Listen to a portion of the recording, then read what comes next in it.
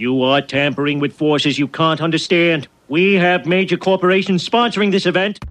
You are tuned in to the Fantasy Wire HQ Quick Cast. Today's show is brought to you by Full Time Fantasy, home of the Fantasy Football World Championships. We're also a proud member of the Full Time Fantasy Network. Check them out online at fulltimefantasy.com. It's Baltimore, gentlemen. The gods will not save you.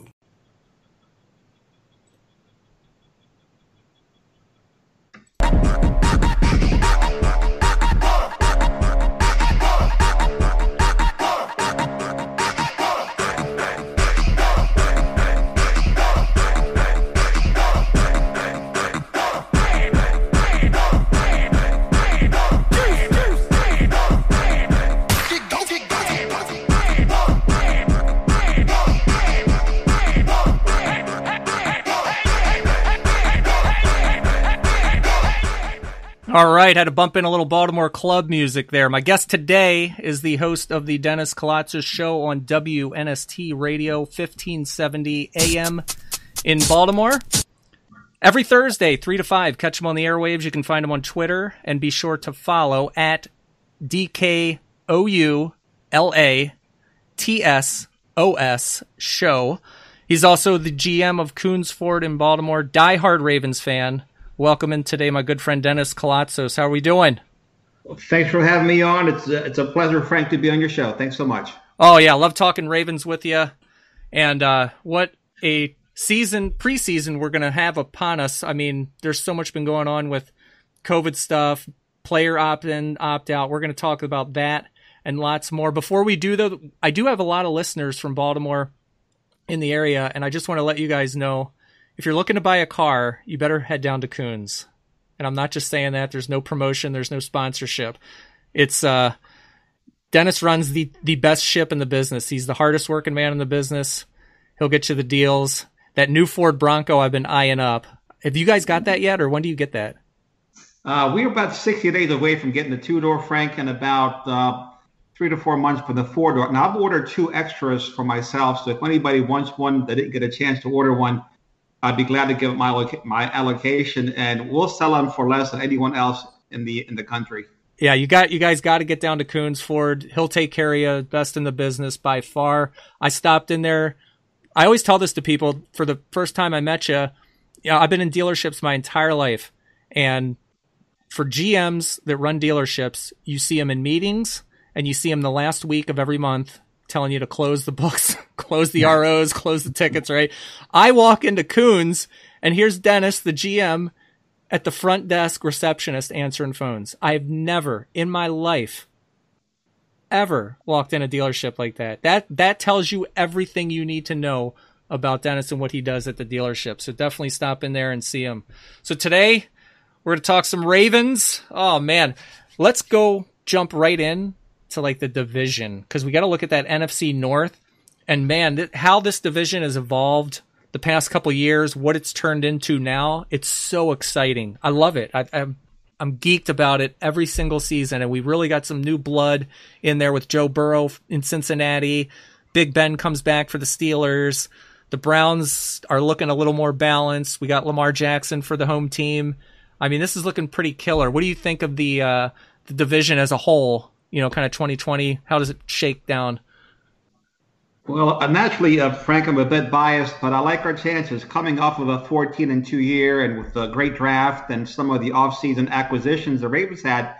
How can I not be enthused? I mean, we'll talk about COVID-19 concerns later on in the podcast, but there's nothing better, than coming to the season with a hungry and focused Ravens team. They've got a big chip on their shoulder. They've lost in the first round of the playoffs 2 years in a row now. The first year against the Chargers, they were an underdog, but we were next to each other. They were last year. They were a 10-point favorite at home, and they laid an egg. Got beat by a very tough Tennessee Titans team that came to play, took their lunch money and punched them in the mouth. But the division as a whole, it looks pretty good. It's a make it or break it year for Baker Mayfield. That's very much on my radar. The Steelers welcome back Ben Roethlisberger, of course. Has he lost something off of his fastball? He hasn't really played in a couple years. Now, you mentioned Joe Burrow, the quarterback of the Bengals. And to me, these teams will go as far as the quarterback will take them. I have Lamar ranked better than the other three quarterbacks. I've got him a tier up at least from the other three. And I think that's what really separates the Ravens from the rest of them. They have a lot of talent, but in the NFL, these teams only go as far as their quarterback will take them. That's right. And a defense to back them up. And I love what the Ravens did in free agency with Calais Campbell. The back end is tight. Got Queen in the draft. I think I'm going to shake it down like Ravens win it. Like you said, the NFL goes as the quarterback goes. So I'm going to go Ravens. If Big Ben is playing the entire season, I've got to slot the Steelers at number 2. And then the Browns. The only reason I dip the Browns is it's a new coach, first year offense. There's a lot of kinks to work out, new scheme, and the offseason that we've had, there's no on the field reps right now, really. I mean, we've had the offense of Zoom meetings and installations like that, but I dip them there just for that reason. And then the Bengals last, only because, I mean, that's a whole rebuild kind of redo there with rookie quarterback. Coach, I believe, is second year. And second year coach. I've got the Bengals with 4 to 5 wins. Yeah. Browns are about 8, Steelers 9 or 10.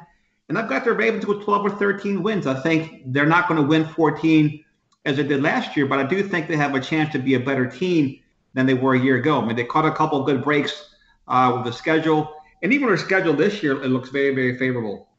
Yeah, I think the Ravens overall have been trending up, and you can see the pieces of the puzzle. I mean, we've been watching them since day one, but doesn't it feel like most of the pieces are kind of coming into place? The vision's there, the identity's there now. And, a couple of years ago, it's Joe Flacco and Super Bowl prior, and those teams were unique identity unto themselves. But this Ravens team now, with the ground and pound, the rushing attack, we got a stable of backs. We've improved the receivers to a degree for Baltimore standards, right? I mean, we usually have one good one, but they want that speed on offense. The skill positions are getting set. They're getting addressed in the draft. The free agency, they always hit. And I think it's been a really good, couple years with Lamar Jackson taking over the team. And just think of where we were 2 years ago with Lamar Jackson stepping on the scene to play for Flacco, and just, oh my God, even the talk radio, right? With the Ravens, it's the end of the world. We're never going to be the same. This guy can't win. all the negativity. And it's like, look what we did. This is good. This is all positive. Everything, the plan is coming together. No Ozzy's not doing the draft. That can't happen. They've been fine. They got a plan. They're executing it. And I feel really good about the franchise as a whole from top to bottom. It makes me feel pretty good.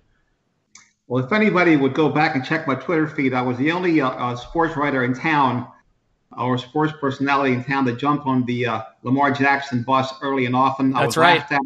I was ridiculed. They called him a running back. I took up for the guy like, you guys are crazy. You didn't see his college tape. And he was just the best player on the field in every game that he played. And I think we saw that last year when the Ravens played the Houston Texans.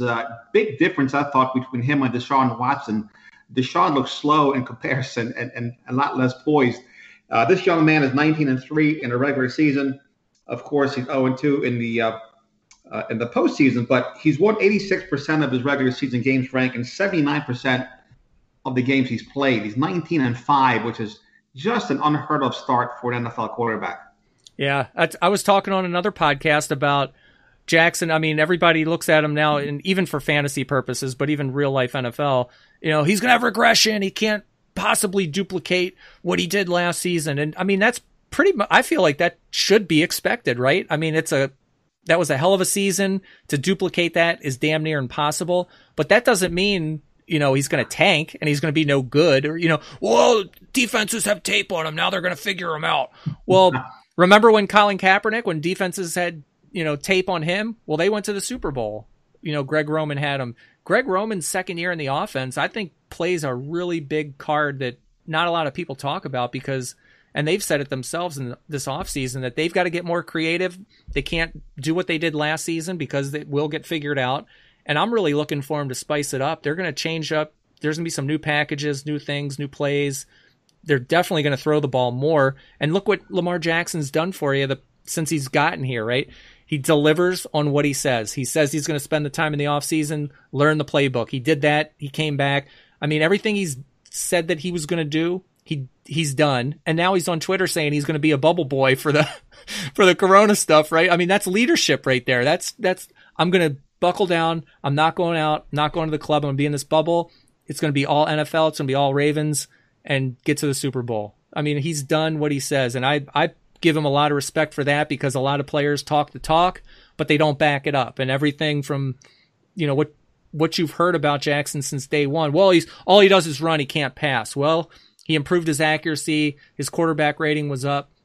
It's not like it's not Aaron Rodgers or Patrick Mahomes, stuff like that. But that's not the identity of the team either. He does what he's got to do. So I think this year they really play to his strengths and get him the throws that he's really comfortable with, that he likes. They're going to stretch it a little more down the field, play action, deep shots, dial in his accuracy. I think he can really take it up a notch again. Well, I think you make great points, Frank. He's been a leader since day one, and as you mentioned, the work ethic is there.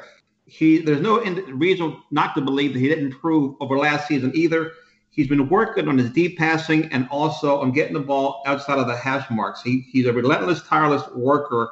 I expect him to be better this year than last year, and he's so humble and focused. They asked him about the 2 playoff losses, and he said, look, my only focus is the opener against the Cleveland Browns. The only team I'm thinking about right now are the Cleveland Browns. When we get to the playoffs, we'll address our playoff record and whatever it entails. But at this point, my only focus are the Browns. And for a 23-year-old young man to have such a great head on his shoulders is just amazing. And that's who the team takes their cue from. As you mentioned, he'll never be confused with Aaron Rodgers, but he doesn't have to be.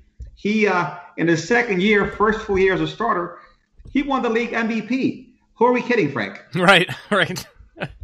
Yep. And he's like, even his accuracy. I mean, when we first saw him, it was like, well, yeah, he's definitely got to improve that, man. He throws, 5 bad ones and he's got 2 nice ones on the money. Well, the next season he did improve it. So he can just keep getting better. He's young enough that he can really get dialed in, and especially the offense is half the battle, between the ears, learning the plays, getting suited, in an offense that suits your strengths. And like you said, the throws that he can make, that he can really dial in, moving the chains, stuff like that, get smarter within the system. And that's the benefit there. The best thing they could have done is get rid of Marty Morningwig, and keep Roman, keep the consistency and not turn him over. Like, how many other quarterbacks have we seen? It's a new coordinator every year or every 2 years. They never get good. It's like, that's a lot to put on a guy to learn. It's a lot. It's insane. I can't imagine having to, this, wipe that out of your memory bank. We're running this now, for the next season. No wonder these guys are, they're under enough scrutiny as it is. Well, look at Baker Mayfield. He'll have a third different offensive coordinator in his third year in the league. He's 3 for 3. So that does hinder a quarterback's process. But I want to circle back to the defense. Tavon Young, who's a shutdown nickelback, he's back this year off of an injury, right? So you got Tavon moving to the slot, which moves Marlon Humphrey to the corner, which moves Jimmy Smith into a hybrid safety, maybe nickel role. This back end is going to be amongst the best in the league with Chuck Clark and Earl Thomas back there. Absolutely. And I can't believe people were saying, get Adams from the Jets. Why do you want this guy? Come on. Look how solid this team is right now on the back end. Chuck Clark, once he was moved back there and the communicator of the defense, getting everybody set, he's all you need. Him and Thomas together. And like you said, all these corners, I mean, they got a stable of corners, and it feels good because the other year, remember when we had none? It was like anybody show up, you could play corner for the Ravens. And that was terrible. And the other part, Frank, is that they're also going to put pressure from the inside out from the defensive line. That's why they got Calais Campbell. That's why they got Derek Wolfe. That's why they got Justin Batabuki out of Texas A&M. They're going to push the pocket from the inside out. That's why they retained Matt Judon and didn't get another edge rusher like Jadeveon Clowney, who's still unsigned as of this podcast. So the defense is going to be dramatically different. You've got 2 rookie linebackers in Patrick Queen and Malik Harrison. It's going to be a much improved defense, a faster defense than last year's version. Yeah, I am as excited for this defensive front as I've been in a long time, since like, even Buddy Lee, when we had him for a while, and oh my God, Haloti Nada. I have to send you a picture of me and Buddy Lee. He actually brought a Ford Crew Cab from me, an F-150. Nice. So I'll send it to you tomorrow. It's a great look, he and I, back in the day. Yes, I love that guy. He was a stud. And then Nada, and then even back then, I mean, Sam Adams, and Goose is loose, hon. That was when the Ravens, like Ray Lewis would say, take up those blockers up front for me and let me run sideline to sideline. That's what they're getting back to, right? The big boys up front. Like you said, shoot the gaps. You've got your assignment. There's so much beef along that line. There's some interchangeable. Campbell can move outside. He can move inside. You got a good rotation, and even just situational pass rushers too, like Matabuki. I love the trenches more than I have in a long time. I cannot wait to see it on the field. Yeah, that's what I think, where I think the Ravens will win this year. On both sides of the ball, the defensive line and also the offensive line. They made some really good moves. I heard someone today call in another show that said, look, the Ravens are losing ground. They lost Andre Smith. Well, Andre Smith may have made the team with the backup tackle. And the announcer, who was actually a very good, a veteran announcer, said, well, they have two Pro Bowl tackles in Orlando Brown and Ronnie Stanley, and he was right and wrong, because he didn't mention that Stanley is also an All-Pro tackle. That offensive line is going to be very, very good. They've added a lot of depth through the draft, free agency, and also with with Matt Skura coming back from the injury too. Yeah, Skura coming back is huge, and then Makari. Now he's still going to take Yanda's spot, isn't he? Or who's going to be filling in place of Marshall Yanda? We got Ben Bredeson out there. You got a couple of guards that they drafted. So it's going to be a great battle to see who starts. Ben Powers, remember him from Oklahoma the year before? He basically got redshirted in 2019. So he's also going to factor into the mix. He'll be a year bigger, stronger, and faster. Yeah, that guard spot's kind of up for grabs. That'll be a really interesting spot to see how that plays out over this. Well, I guess there is no preseason, right? That was fully canceled. Is that completely gone, I believe? The geek in me is going to miss it, but the fan in me is not, right? I don't miss exactly those kind of games and being held hostage by the NFL, but no preseason, which if that ensures the player safety, I'm all for it. Yeah, absolutely. Well, let's jump back. We were talking about some of the rookies here. The 2020 draft class, what were we thinking? Because we really haven't talked since the rookie draft either in April, too far in depth on these guys and their class overall. I thought it was a killer draft, and it's just amazing how that board can fall to them and they can grab guys just every spot. It seemed like they nailed it. It was a guy that fits the team, fits the Ravens, fits their, what their identity is going to be. And I was pretty satisfied top to bottom overall. Even that 6th round James Prochet, wide receiver, SMU. I look at that guy, and when you watched his tape, to me, he reminded me of old school Terry Glenn. Remember little Terry Glenn? Like, that guy went up for passes. He always came down with the ball. He draped in coverage. He still made the play. I'm really excited to see him down the road. Maybe it's not this year, but maybe next year. Maybe he gets in the mix a little this season. But he was one of my favorites out of that class. Obviously, Patrick Queen right off the bat and J.K. Dobbins, those two back-to-back were like 1-2 punch. That was two great picks for that first and second round. Anybody on your radar there who you like? Well, Prochet's going to play this year, Frank, and I'll tell you why. DeAnthony Thomas, who handled all the return duties for the Ravens last year, he's not playing. He's opted out of the season due to COVID-19. So James Prochet had over 80 punt returns and kickoff returns in his collegiate career at SMU. So I think he's going to get a lot of playing time. Now, how much time will he see at receiver remains to be seen, but he's a diamond in the rough, wonderful hands, caught 111 passes last season. Geno Stone, the safety in the 7th round out of Iowa, Pro Football Focus had him as a 2nd or 3rd round draft pick. It's going to be a battle between him and Deshaun Elliott, the fine safety out of Texas, who's been hurt now 2 years in a row back-to-back. And that's going to also be a great positional battle. This Matabuki kid out of A&M, he's a different kind of a cat that they've drafted in the past. He's not a big body, but he does have enough wiggle to collapse the pocket from the inside out. So there's a lot to be excited about. You mentioned J.K. Dobbins, and people were scratching their heads. And again, you and I saw that Mark Ingram was hurt against the Titans and wasn't as effective as he could have been had he not been injured. So J.K. Dobbins is going to give him that home run hitter. I expect him to steal carries from Ingram as the season goes along. Yeah, and going back to Matabuki, now that's a guy they're going to play. I thought, was he going to just like line up and just shoot one gap, right? Just collapse it, let the other guys work, because he was a monster just lining up at Texas. So I can't wait to, or Texas A&M. I can't wait to see him in that line. That kind of goes back to the rotation too, and all these movable pieces they've got along that front. It's really good. I really can't wait to see the matchups. You know, team by team. It's going to be interesting to see how it plays out. And then Devin Duvernay, wide receiver, Texas. I liked him too. He was fast. He's got the speed, the hands. He looked exciting too on his tape.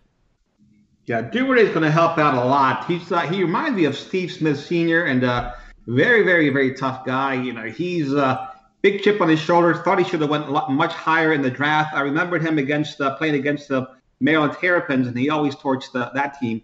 But excited about him and Prochet and what they bring to the table. Plus Hollywood Brown, you know, he looks bigger, stronger. He played at 157 last year. He's about 20 pounds heavier. Looks fantastic in the offseason. I can't wait to see Hollywood Brown for a full season. I hope no injuries. He looks good. I loved his driveway workouts a couple weeks back with the helmet, just catching balls out of the jugs machine in his driveway, and then he's shooting them down the driveway and running out to get them. That was pretty cool. And then working out with Lamar. I love the off-season stuff like that. And it's good to see, you know, they're getting together and working on the timing, putting in the extra, and be it under these weird conditions, they're getting it done. So I think the chemistry should be there for this season, and they can put something together.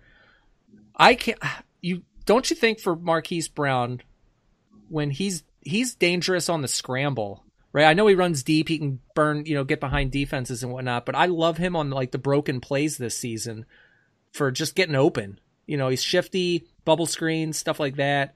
Lamar can buy some time out of the pocket with his legs, dump it off to Brown, and then there he goes streaking down the field. So I see a lot of plays like that this season with Brown playing more consistently than he did last season and fresh, you know, the foot injury, the surgery, all that stuff. And hopefully that's all behind him here.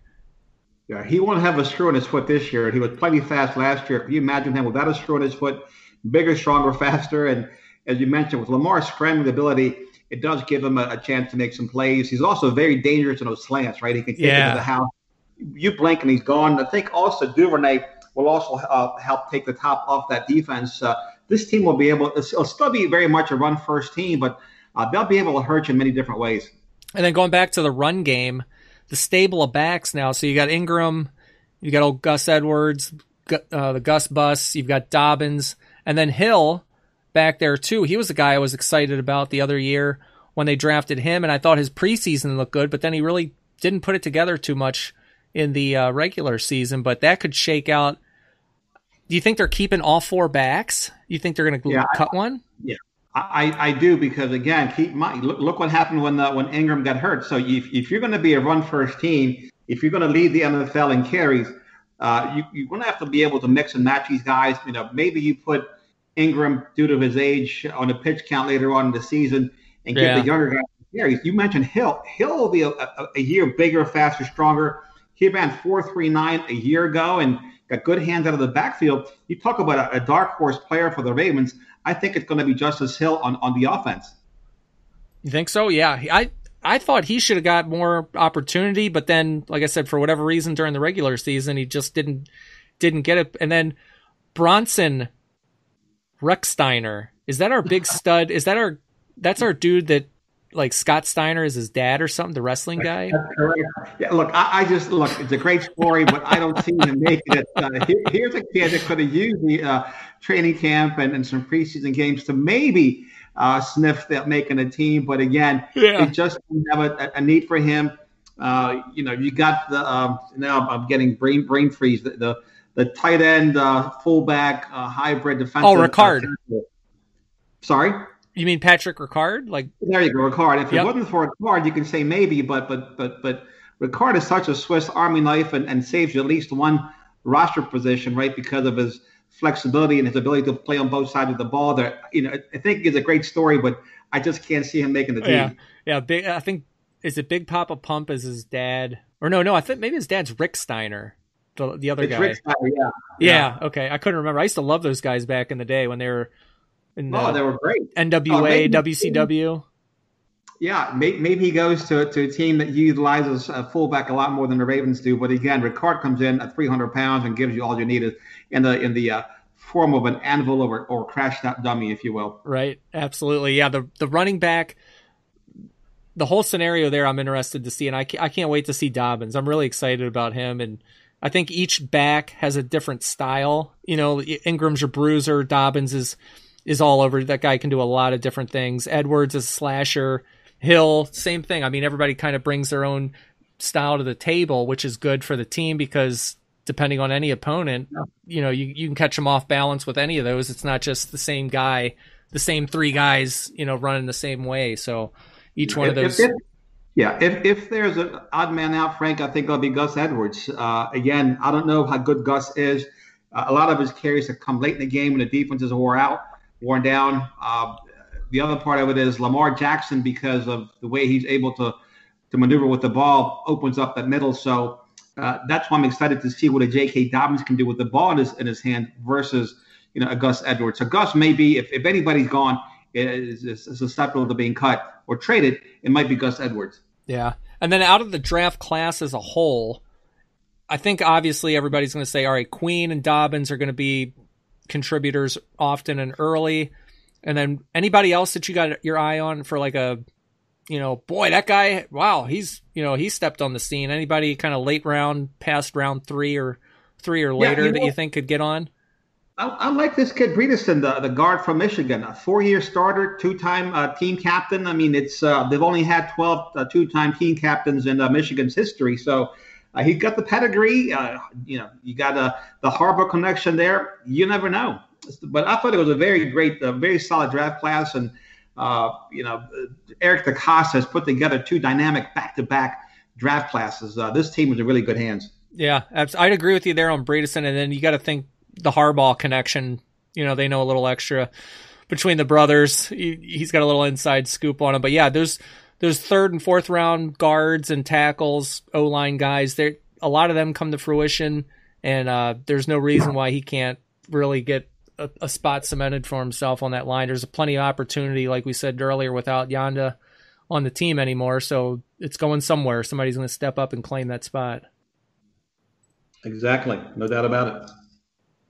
And then let's jump into the schedule. Okay. Looking at the schedule this season, I mean, I looked at it a while back. Getting closer. 16 up, right? Is that what you say? That's right.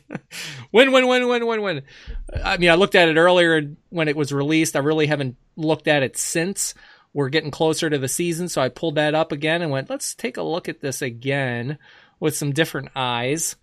And overall, what do you think on the schedule? I mean, they got the bye week sandwich right at week 8 in the middle there, and then it's kind of similar to an away.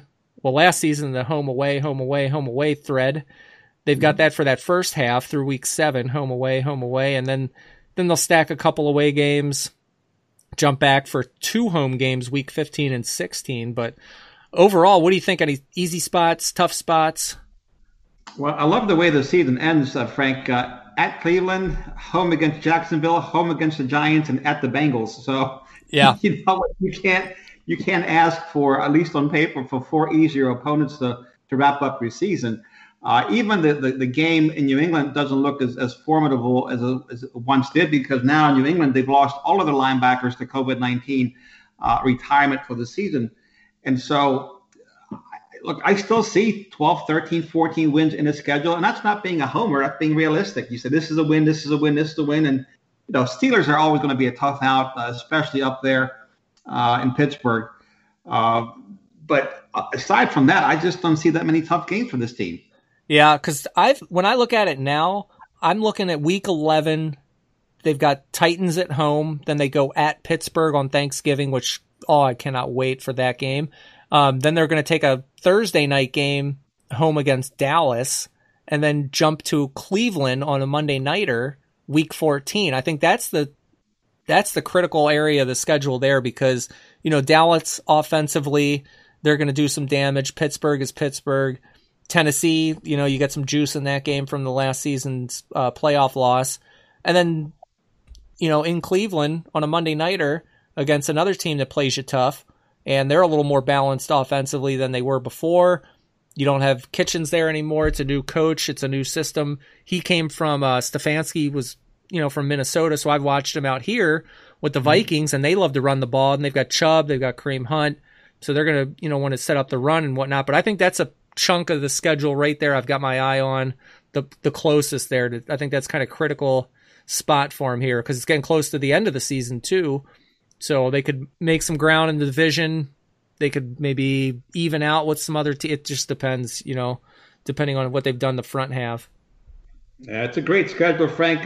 Week 3, they host the Chiefs. They're 0-2 against the Chiefs. Both losses at Arrowhead Stadium, so we owe them a bit of a beatdown. So again, there's storylines with every single game on the schedule, but as a fan, I love the home schedule. Hopefully, we can take in some games there if they allow some of us to attend those. Yeah, have they? Well, they said no fans in the regular stands. I thought, was that announced? Well, so right now they're saying 14,000 or less. That was the last directive that we received. So how they allocate those 14,000 seats, will they cut that in half again to 7,000? That remains to be seen. I have been contacted by the Ravens, which is sad. They should have been in communication with us PSL owners. I've had a PSL in there since 1996 at the stadium, and you would think there'd be more communication from the club. Yeah. Yeah, because I know Lambeau's doing that too. I think they said like 10,000 or 15, whatever. And, people are freaking out. But it's like, look, those fans are going to make enough noise for a full house at Lambeau. Trust me. They're drunk. They're rowdy enough. You better believe they're going to show up. They will be rooting on the team. But, yeah, that'll be interesting. It's going to be interesting to see how that plays out. And that can take us right into our next topic with the COVID. I mean, it's been opt-out week here, right? A lot of I don't think there's not a really bunch of big name guys where you go, oh man, that's gonna hurt. I mean, the Patriots overall, it's been just so many, and I think that's been the biggest blip on the radar, because they said 11 Super Bowl rings between every player that's opted out on New England or something that. Yeah, Bill Belichick likes those high IQ guys, and maybe high IQ guys are going to opt out this season. That shouldn't be that surprising, but Dante Hightower probably the biggest name of that group that's opting out of the season. But and that list is still growing. It's not done yet, so we'll see what happens. And Marcus Cannon, he's also out. So there are some named players in that group. Yeah, Cannon, Damian Williams for the Chiefs today, and then the Chiefs also had their guard opt out. I can't remember his name. It's a long name. There, it was a Canadian guy. Went up to Canada. Yeah, and I think they signed Osemele to take his spot, former Raven, which isn't a bad move. So they'll be all right. But yeah, they got until Saturday to make these opt-outs. So we'll see how many more names hit the books here. Devin Funchess in Green Bay, he was supposed to be a wide receiver 2 or 3 for the team, and may not see him again after this one. I don't know. But that's going to cause some havoc. Yeah, you're a big fantasy football guy, so I guess with Damian Williams being gone, which I didn't know until now, so thank you for that. Clyde Edwards-Helaire, he's going to probably be a must-play fantasy football player, right? Going up in those rankings. Yeah, Clyde Edwards-Helaire, and then Darwin Thompson, those two guys. But you can't rule out LaShawn McCoy either, because I don't know, that's Andy Reid's boy there. He's going to make sure he can get some action. I can't see him holding off the rookie, though. But then again, Reid can run, a running back by committee over there, and it could be McCoy, Helaire, the rookie. But Thompson was the guy that was making some noise as a rookie. They drafted as well. So I think it's going to be a 3-headed monster attack like that, unless McCoy just succeeds to the rookie and he ends up taking it over because he's just that good.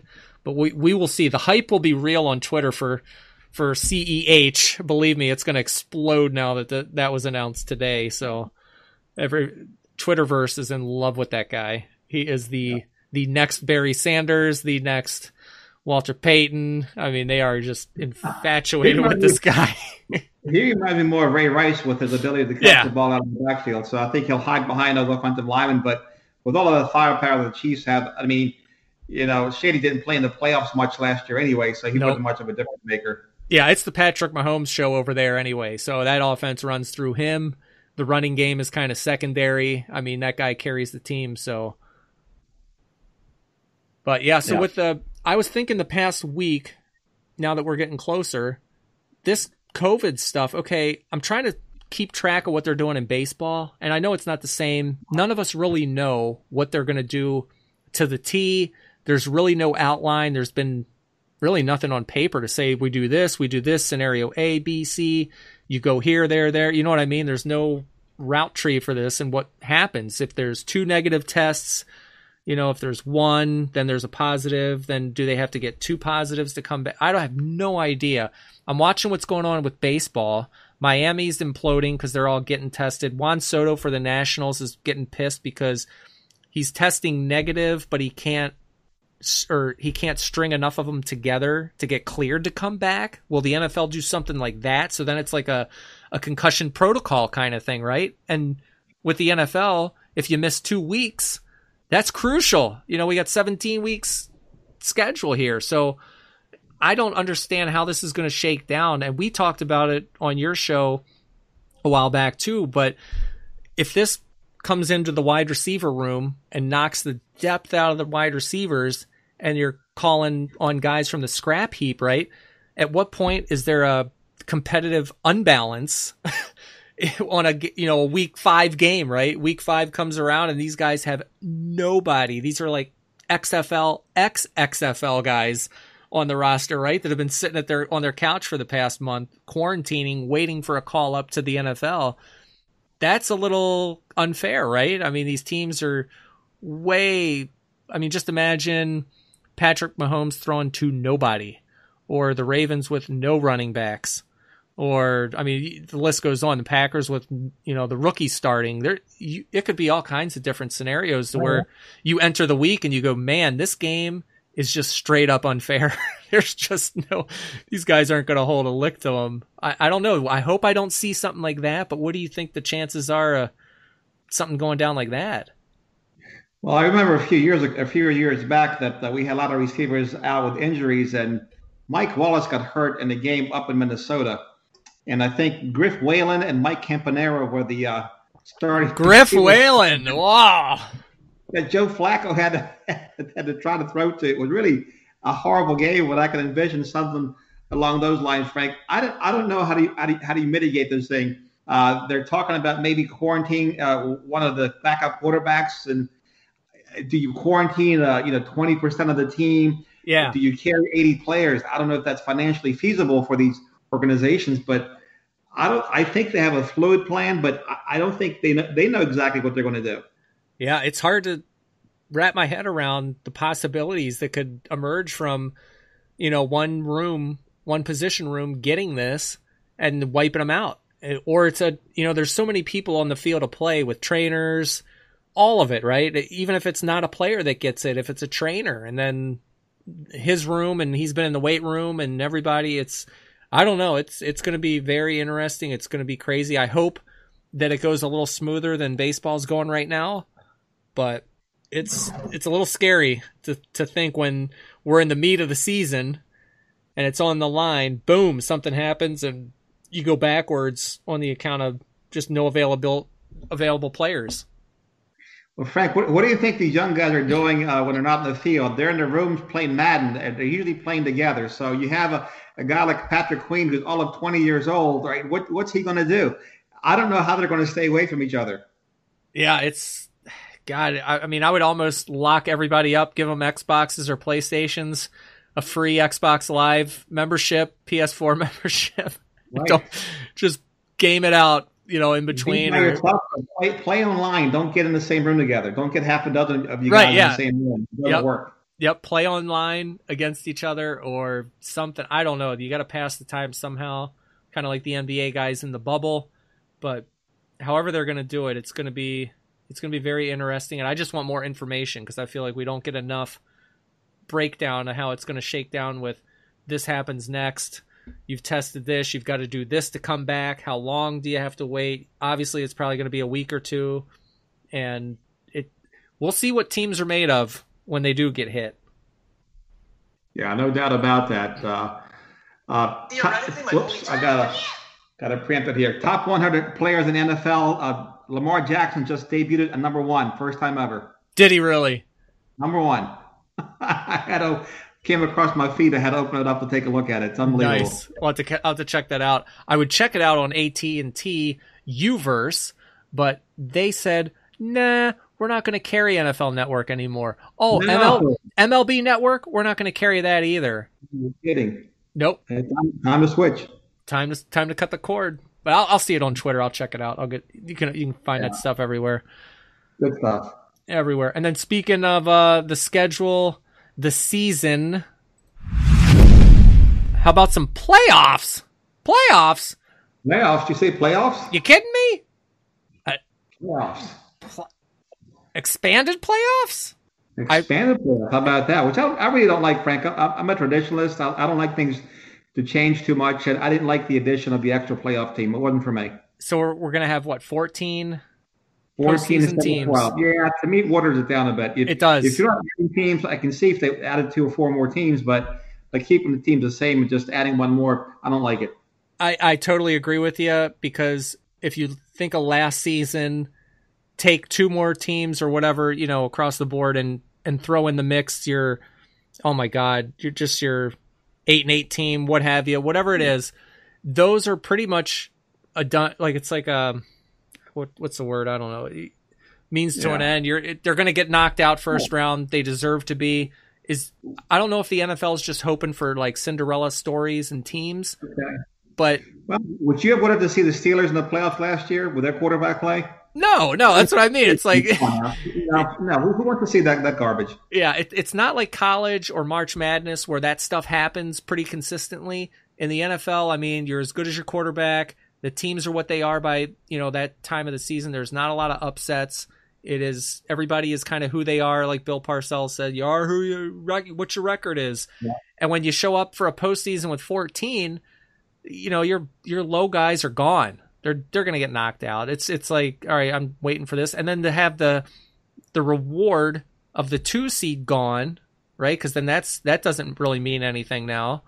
Exactly. That's just kind of, that stinks for the team, because they've worked the whole season to get that bye week, to get that 2 seed.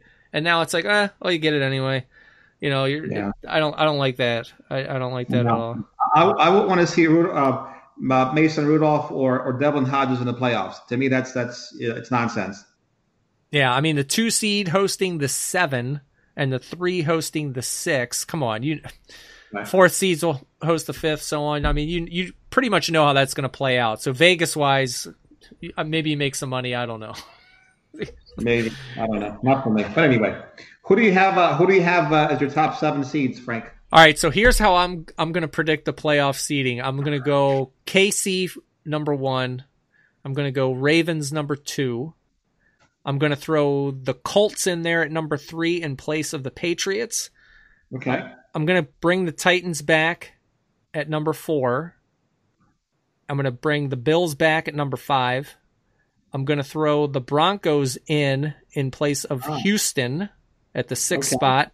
And then I'll throw the number 7 seed to the Steelers, because I'm going to assume Big Ben is playing. Okay, you know what? We're close. I consider the Chargers in the mix in there, but again, the quarterback play. Exactly. The rookie is it Tyler Taylor? I don't know. I'm not a believer yet, but I'll start from top to bottom. I'll go Ravens, number 1 seed. I think to beat the Chiefs in week 3 and get that ship rolling. I'll give the Chiefs a number 2 seed. I still believe in Bill Belichick and the Patriots until further notice. I'm going to give them the number 3 seed. Cam Newton looks like he's in really good shape, better shape than the linebacking core. Like you, I'm going to agree at number 4 with the Titans. I'm going to keep them right there. I'm going to bring in the Texans at 5, the Steelers at 6, and the Broncos at 7. I like what the Broncos have done this offseason. And if they get good quarterback play, I think they'll be right there. Yeah. And I agree with you, too, on the Chargers, because if it was if it was Rivers back in there, maybe because he'll get the line back. The defense is good, but with Tyrod Taylor, he could not even end up playing the whole season. It could be Justin Herbert stepping on the scene, week 6 or something. Who knows? But I do like what Denver can do. The main reason I put KC at 1 is just they can beat up on that division, not in the same way that we can't. I don't think we can beat up on the AFC North as good as they can on the West. So they can damn near sweep that division with the Raiders. I know the Chargers stole one. They split. They play them tough. But other than that, I mean, they ought to run that division off the map there. So that's why I gave them the 1. And I think the AFC North is a dogfight till the end, and it comes down to it. Typically, I don't think the Ravens will be, they should, like you said, win enough to separate themselves enough. But you never know. Part of me has always got to bank on that crazy stuff in the season, right? The parity or just the games that they should win and that you look at it and go, that's an easy win, and then they lose. It's always 1 or 2 of those every season too. So I don't know. Yeah, for me with the Chiefs, Frank, it's just I'm banking on them having a Super Bowl hangover. They're already chirping, winning, being a dynasty, winning 5 in a row or 7 in a row, and I think that's the recipe for disaster. They're going to be the hunted in every week, and that's a whole different dynamic. I've seen it happen before many times, and they're going to have a hard time repeating what they did last year just because of that. Yeah. I think the exciting ones would be Denver and probably Indy. If those two, that's some new blood in the playoffs. I would like to see what they can do. I think the Colts, say what you want about Rivers, but the offensive line he hasn't had one like that in quite a while. And with the run game that they have, I think he can kind of do the same things he did with the Chargers in Indianapolis. He's got a Frank Reich coach, and Frank Reich that knows his strengths and can suit an offense around him that he doesn't have to win the game on his arm like he did before. So I think that's an exciting team. And Denver, like you said, if it's a second-year quarterback, Drew Lock playing, and they got a lot of weapons on offense now. The draft, Jerry Jeudy, Sutton, they've got Melvin Gordon and Phillip Lindsay. I think that's a pretty exciting offense. Noah Fant at the tight end spot. He ought to break out this season. He's one to look for too. So they could be exciting too. Yeah, the Colts, Marlon Mack and Jonathan Taylor, I love him, the kid out of Wisconsin, got running back. So yeah, you're right. They can make some noise in that division. Definitely.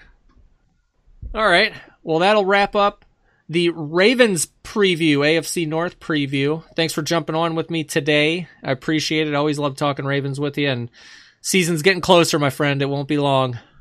I can't wait, Frank. Hope they kick it off and keep it going, right, without too much complication. Get that vaccine out to everyone to keep us all safe and moving forward. Absolutely. I think I feel pretty good about the Ravens and what they're going to do as far as playing safe and keeping everybody safe and out of harm's way. They got a mission to complete. I think everybody seems pretty focused on the task at hand. Get to that Super Bowl, man.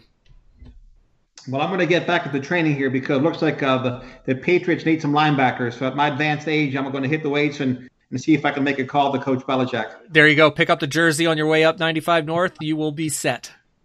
You got it, my friend. All right. Thanks for jumping on. We will talk to you during the season here.